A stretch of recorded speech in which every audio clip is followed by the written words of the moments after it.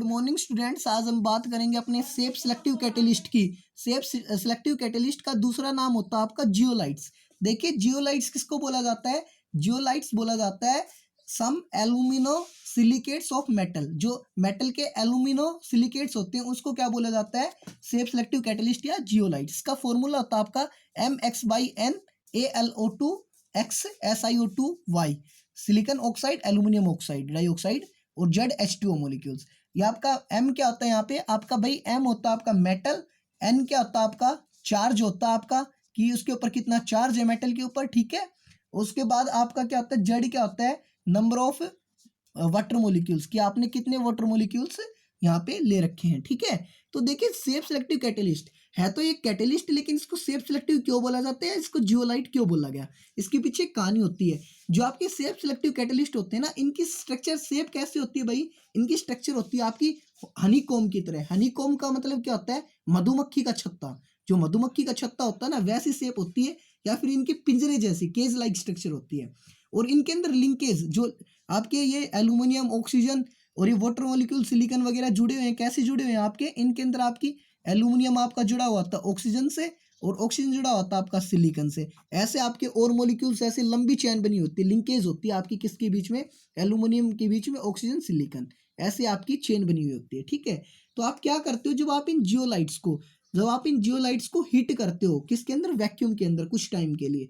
तो क्या होता है कि इनके पास वाटर मॉलिक्यूल्स होते हैं भाई, इनके पास वाटर मॉलिक्यूल्स थे, तो ये क्या करेंगे? अपने वाटर मॉलिक्यूल्स को यूज करेंगे, और वाटर मॉलिक्यूल्स को यूज करके क्या कर लेंगे? अपने अंदर पोर्स को, कैविटीज मतलब छेद को, ठीक है, कैविटी जिसके दांत के अंदर छेद हो जाता है जिसको कैविटी बोलते हैं, तो पोर्स क्रिएट कर लेंगे, कैविटी क्रिएट कर लेंगे। उस कैविटी की वजह से क्या हो जाते हैं कि इनके अंदर जगह हो गई, मतलब ये क्या कर सकते हैं? सरफेस प्रोवाइड कर सकते हैं, जगह प्रोवाइड कर सकते हैं। इसी वजह से इनको क्या बोला जाता है? कैटलिस्ट बोला जाता है, क्योंकि इनके अंदर कैविटी बन जाती है और उस कैविटी के अंदर आपका रिएक्टेंट मॉलिक्यूल आराम से आके लग जाता है और प्रोडक्ट के अंदर कन्वर्ट हो जाता है। तो इस वजह से इनको कैटलिस्ट बोला जाता है, ठीक है। और इनको एक अच्छा कैटलिस्ट बोला जाता है। और दूसरा, इनको सेफ सिलेक्टिव क्यों बोला जा रहा है? क्योंकि जो आपकी कैविटी बनेगी ना, उसका एक साइज फिक्स होता है, उस इनके साइज वेरिएशन होती है। इनका साइज कहाँ से कहाँ तक वेरी करता है? आपका 200 पिकोमीटर से 740 पिकोमीटर तक वेरी करता है, ठीक है। तो इनके अंदर क्या हो गया? जो कैविटी बनी उसका साइज फिक्स हो गया, मतलब कैटलिस्ट के अंदर केवल वही रिएक्टेंट मॉलिक्यूल एंटर कर सकता है। उसी रिएक्टेंट मॉलिक्यूल का रेट इंक्रीज करेगा जिसका साइज इसके बराबर होगा, इसके कंपेरेबल होगा। अगर आप रिएक्टेंट मॉलिक्यूल ले लेते हो बड़े साइज का, तो इसके अंदर एंट्री नहीं कर पाएगा और ये उसके रेट को इंक्रीज नहीं कर पाता है। तो इसी वजह से इसको क्या कहते हैं? Safe selective catalyst. इसकी ये केवल उन्हीं रिएक्टेंट्स के रेट को इंक्रीज करता है जिनका साइज इसके जो कैविटी बनती है उसके लगभग होता है, या फिर कंपेरेबल साइज का होता है, ठीक है। इसीलिए इनको सेफ सिलेक्टिव कैटलिस्ट बोला जाता है, ठीक है। तो सेफ सिलेक्टिव कैटलिस्ट की डेफिनेशन क्या होगी? The catalyst reaction which depends upon the pore structure of the catalyst and size of the reactant and product molecule are called safe selective catalyst, ठीक है।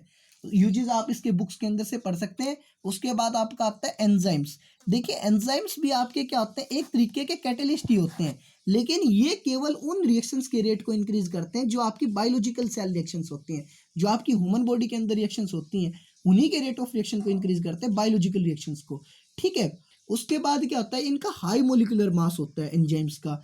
ये क्या कहलाते हैं? आपके ग्लोबुलर प्रोटीन्स भी कहलाते हैं, ठीक है।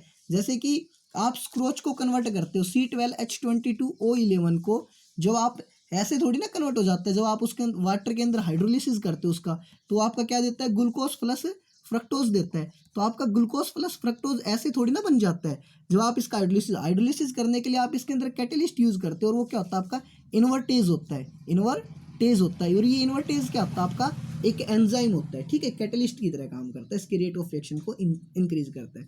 कैरेक्टरिस्टिक्स ऑफ एंजाइम क्या होते हैं कि हाईली स्पेसिफिक नेचर के अंदर होते हैं। एक पर्टिकुलर एंजाइम पर्टिकुलर रिएक्शन के ही रेट को इंक्रीज करेगा, ये नहीं कि किसी भी रिएक्शन के अंदर किसी भी एंजाइम को हम डाल देंगे। Enzymes are very high efficiency, इनकी एफिशिएंसी बहुत ज़्यादा होती है। Enzyme catalyst reaction having maximum range at pH 7.4 और at 310 degree kelvin temperature and 1 atmospheric pressure, ये एंजाइमेटिक रिएक्शंस के लिए आपकी कंडीशंस होती हैं, ठीक है। उसके बाद हम बात करते हैं भाई आपके कोलॉइड्स की।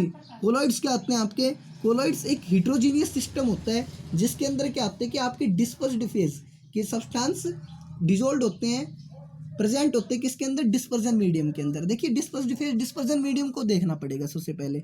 जो आपकी डिस्पर्स्ड फेज और जो डिस्पर्जन मीडियम होता है आपका, वो क्या होता है भाई आपका, डिस्पर्स्ड फेज क्या होती है आपकी, डिस्पर्स्ड फेज बिल्कुल एक सोल्यूट ही मान के चलो, सोल्यूट ही होता है। और डिस्पर्जन मीडियम क्या होता है आपका, बिल्कुल इसको एक आप सोलवेंट मान के चलो, ठीक है।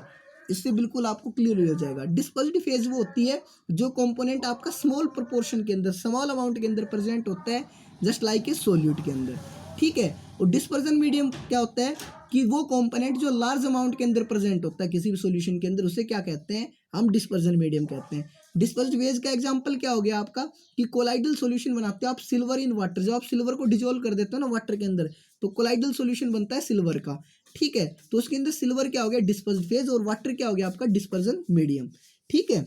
Okay, thank you, have a nice day.